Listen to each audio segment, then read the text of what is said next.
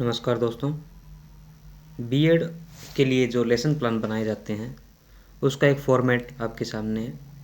आप इस तरीके से लेसन प्लान बना सकते हैं, चाहे वो सामाजिक अध्ययन का है, हिंदी का है या किसी और विषय का है। तो कुछ चीज़ें कॉमन होती है जो चीज़ इसमें लिखी जाती है लेसन प्लान में। सबसे पहले जो भी ये लेसन प्लान बनाएगा उसका अनुक्रमांक यानी रोल नंबर, कौन सी कक्षा के लिए लेसन प्लान बनाया जा रहा है, विषय, उपविषय, कितनी अवधि का है और दिनांक।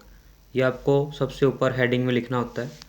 उसके बाद आप कौन सी शिक्षण सामग्री का या टीएलएम का प्रयोग कर रहे हैं। कुछ जनरल होती है जिसको सामान्य सामग्री बोलते हैं, चाक, जाड़न, या इसको संकेतक आप इस्तेमाल कर सकते हैं, ब्लैक बोर्ड इस्तेमाल कर सकते हैं। ये चीज़ें विशिष्ट सामग्री में आप अपना कोई पीपीटी बनाते हैं, चार्ट बनाते हैं, वो इसमें आप लिख सकते हैं। इसके बाद आपके ऑब्जेक्टिव्स यानी कि उद्देश्य क्या होंगे। तो ये उद्देश्य है, 3 प्रकार के उद्देश्य होते हैं, ज्ञानात्मक, बोधात्मक और प्रयोगात्मक। ज्ञानात्मक उद्देश्यों की अगर बात करें तो इससे बच्चों की जानकारी, नए नए विषयों की जानकारी में वृद्धि होती है।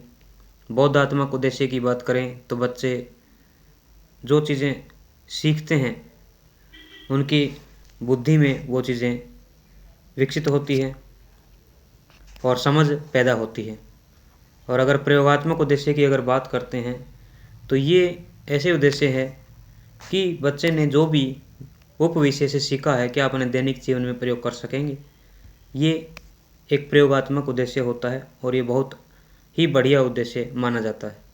इसके बाद जब भी आप कोई विषय स्टार्ट कर रहे हैं, सबसे पहले आप अनुमानित पूर्व ज्ञान परीक्षण यानी कि प्री नॉलेज टेस्ट लेते हैं। प्री नॉलेज टेस्ट में आपने ये जानना होता है कि बच्चे उस विषय के बारे में पहले से कितना जानते हैं। तो देखिए, सबसे पहले कुछ क्रियाएं या कुछ प्रश्न टीचर पूछता है, बच्चे उसका उत्तर देते हैं। जैसे इस टॉपिक के लिए कुछ प्रश्न सुझाए गए हैं, जैसे कि कौन सी गैस हम सांस लेने के लिए इस्तेमाल करते हैं, ऑक्सीजन। ऑक्सीजन हमें सबसे ज़्यादा कहाँ से मिलती है, पेड़ पौधों से। और वातावरण में ऑक्सीजन की मात्रा को कैसे बढ़ा सकते हैं, पेड़ पौधे लगाकर।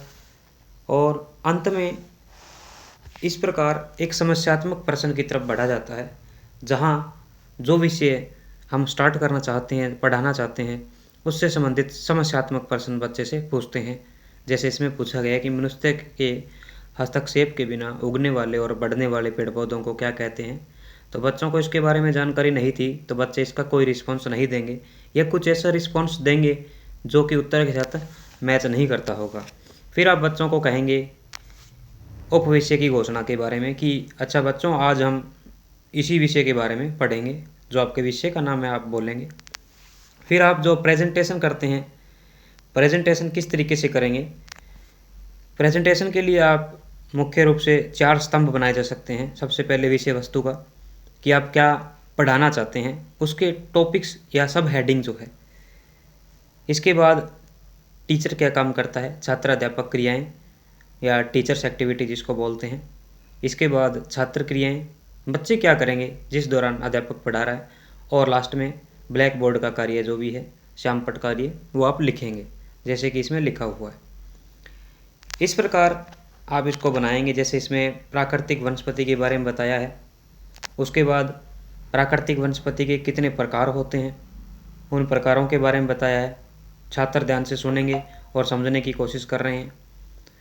साथ के साथ ब्लैक बोर्ड पर आप वो चीज़ें लिखते जाएंगे, जैसे कि उष्णकटिबंधीय वर्षावन क्या होते हैं, पर्णपाती वन क्या होते हैं, कंटीली झाड़ियाँ, पर्वतीय वन, मैंग्रोव वन। ये इस तरीके से आप इसको प्रेजेंटेशन को तैयार कर सकते हैं। कुछ आपके पास विशिष्ट सामग्री है, जैसे कि चार्ट है, वो आप बोर्ड के ऊपर या साइड में टांग सकते हैं, जिससे बच्चे उसको ध्यान से देखेंगे और समझेंगे। और जो ज़रूरी काम होगा वो ब्लैक बोर्ड से बच्चे अपनी कॉपी में नोट करेंगे। तो इस प्रकार ये प्रेजेंटेशन हो जाती है। प्रेजेंटेशन के तुरंत बाद में आपने रिपीटेशन का काम करना होता है कि आपने जो भी कुछ पढ़ाया है उसका फीडबैक आपको मिलना चाहिए।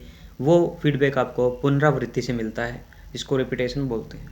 आप कुछ प्रश्न पूछेंगे बच्चों से इसी चैप्टर से रिलेटेड या इसी विषय से संबंधित, और बच्चे उसका उत्तर देंगे।